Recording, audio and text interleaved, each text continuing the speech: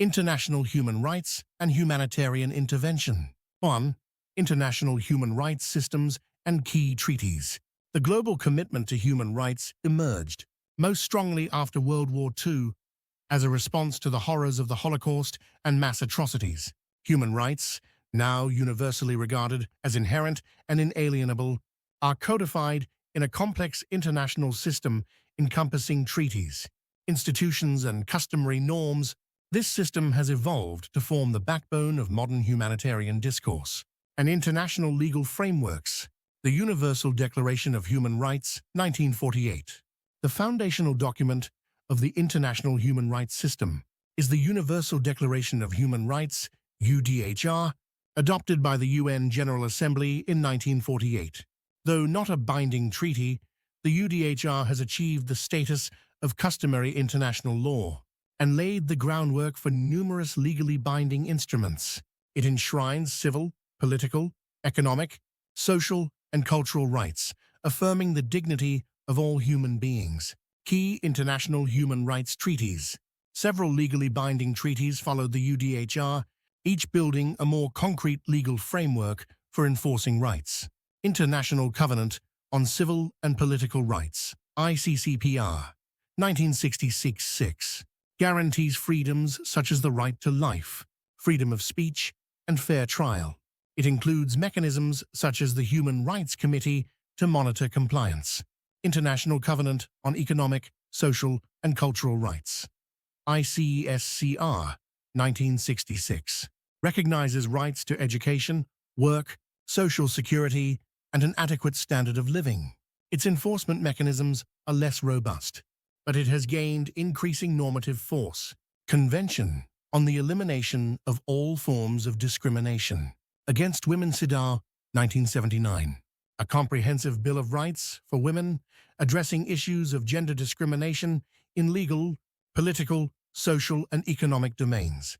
Convention on the Rights of the Child, CRC, 1989. Establishes special protections for children with near universal ratification.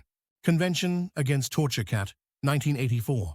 An international convention on the elimination of all forms of racial discrimination. ICHUD, 1965, are also core instruments forming the body of international human rights law. UN Human Rights Bodies, UN Human Rights Council, a political body that conducts the Universal Periodic Review, UPR, of all member states and can mandate investigations through special rapporteurs. Office of the High Commissioner for Human Rights. OCHA plays a key role in monitoring and supporting the implementation of human rights obligations worldwide.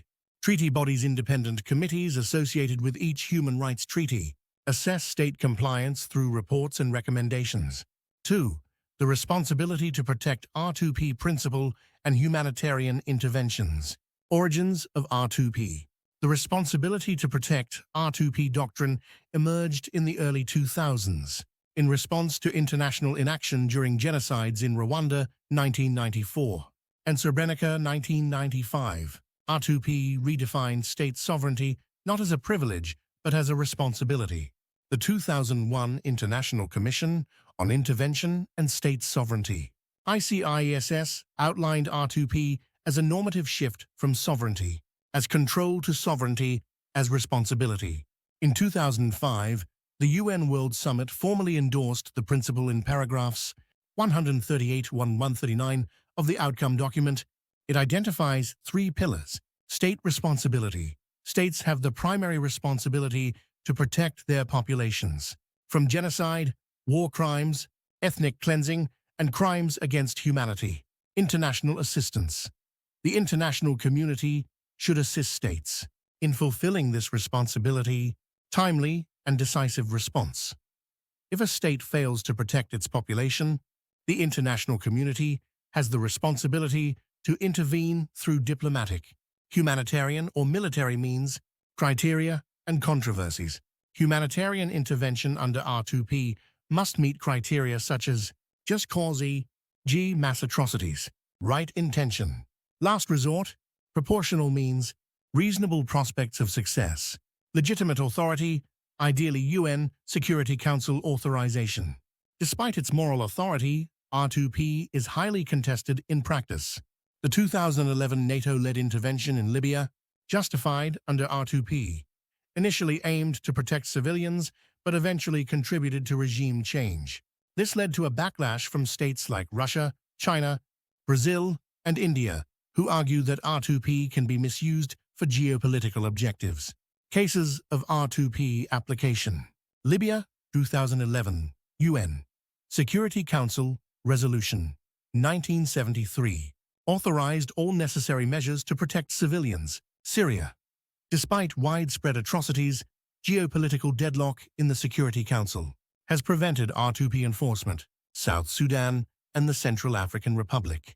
UN peacekeeping missions were expanded under the R2P framework to prevent mass violence. R2P continues to evolve amid concerns about selectivity, legitimacy, and the balance between intervention and respect for sovereignty. 3. Refugee issues and international politics. The refugee crisis is a humanitarian and political challenge, with direct links to international human rights and conflict. The global refugee regime is anchored in the 1951 Refugee Convention and its 1967 Protocol, defining who qualifies as a refugee and establishing the principle of non-refoulement, the prohibition of returning individuals to places where they face serious threats to life or freedom. Legal framework. Definition of a refugee. Article 1A. A person outside their country of nationality, who has a well-founded fear of persecution due to race, religion, nationality, membership in a particular social group or political opinion. UNHCR, United Nations High Commissioner for Refugees, established in 1950 to coordinate international protection and seek durable solutions for refugees. Global refugee trends. As of the 2020s, the world faces the largest displacement crisis since WW. Over 110 million people have been forcibly displaced, including refugees, asylum seekers, and internally displaced persons, IDPs. Major origin countries: Syria, Afghanistan, Venezuela, South Sudan, Myanmar. Major hosting countries: Turkey, Colombia, Germany, Pakistan, Uganda. International politics and refugees.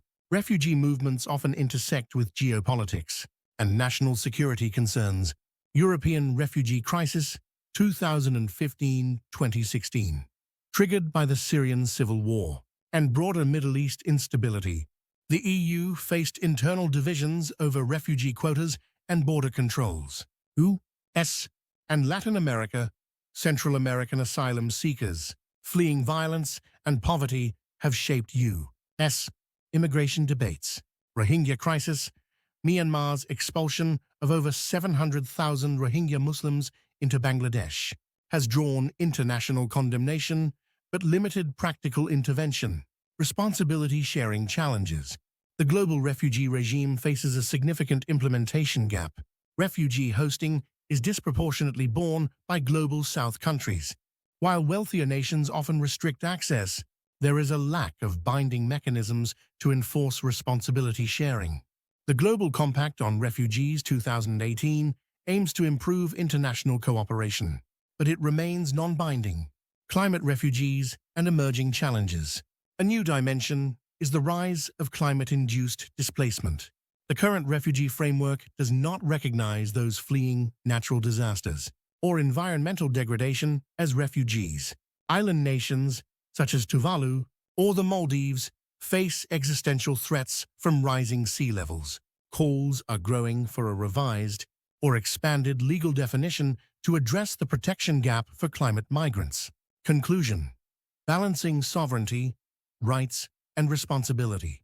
The architecture of international human rights and humanitarian intervention reflects a continuing struggle to balance state sovereignty with human protection. Treaties and institutions provide a foundation for legal enforcement, while emerging doctrines like R2P seek to address modern atrocities. However, implementation often lags due to political self-interest, selective enforcement, and institutional limitations.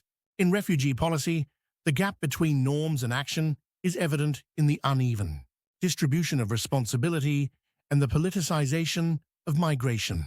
The future effectiveness of the international human rights system hinges on sustained multilateral commitment, reform of global institutions, and innovative approaches to new challenges such as climate displacement.